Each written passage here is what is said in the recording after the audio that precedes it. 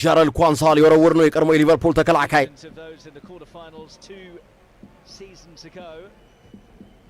የመልሱ ሮሮን አርሰናል ከ5 ቀን በኋላ በካራባኦ ካፕ ፍጻሜ ሲቲ ነው የሚገጥመው። ዴክላን ራይስ እሁዳ ሌላ ኳስ ኤቨሬቺስ ድንቅ ኳስ ኢዛ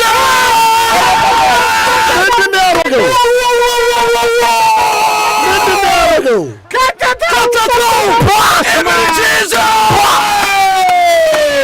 እንዲቻላል እንደ ግርምዬ ሮኬት እንዲቻላል ኤቨሬቺስ የፈጣሪ ያለ ምን አይነት ጎል ነው? የፈጣሪ ያለ ምን አይነት ጎል ነው? የፈጣሪ ያለ ሳይድ ቮሊ ምን አይነት ሳይድ ቮሊ ድንቅ ፍጹም ድንቅ የተለየ አስደናቂ ጎል ምን አይነት ጎል ነው? ተመልከተው ግርምዬ ኳስ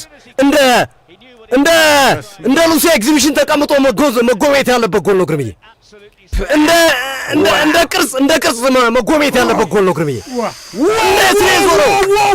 እንዴት ነው የተሽከረከረው? ቡም ኤቨሬቺስ መድፈኛው መረቡን አናወጠው፣ መረቡን ወሰወሰው።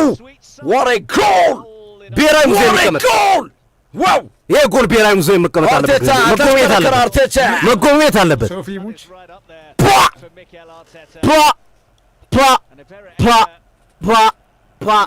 ኤቨሬቺስ ጉድ ነው ዛሬ። መድፉ ተናወጠ ኤምሬትስ ላይ። ኤቨሬቺስ ይሄ ልጅ ቶተናም ሄዶ ቢሆን ኖሮ አርሰናል ምን ይውጠው ነበር? ይሄ ልጅ አርሰናል ቶተናም ከብቶ ቢሆን ኖሮ ምን ይውጠው ነበር? 36ኛው ደቂቃ ኤዜ ከሀቨርት እኮ ተጎድቶ ነው ይሄ ልጅ የመጣው። ሀቨርት ያኔ ባይጎዳ ኖሮ አይመጣም ነበር። አርሰናል 1-0 ኤቨሬቺስ አሁን ይናጋል። እያደገ የመጣ ኳሊቲ ነው ያሳየው ኤዜ። በቻምፒዮንስ ሊግ ፓሪስ ሰን ጀርመን 3ኛ ጎል አስቆጥሯል። 3-0 ቼልሲ። 8ኛ የማዕዘን ምት አርሰናል። ሊቨርኩሰን 3 የማዕዘን ምት።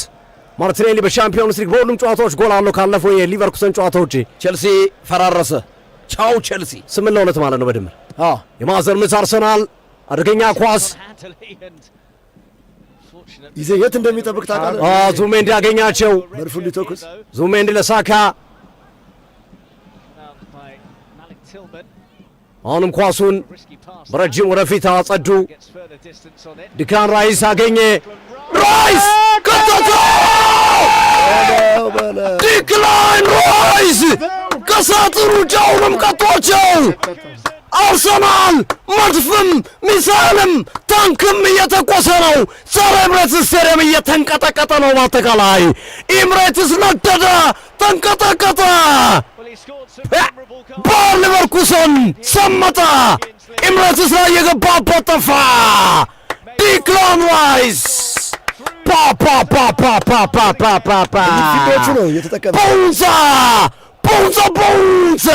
ቦንዛ ራይስ ቦንዛ አርሰናል ቦናንዛ አይቶ ነው ቦታ አፈዘዘው። ብራስዊችን ከንዞን አስቆጠረበት ከሳጥኑ ውጭ ጎሉን። የብልጠት ነው ዛሬ አርሰናል ምን አይነት ጎል ነው?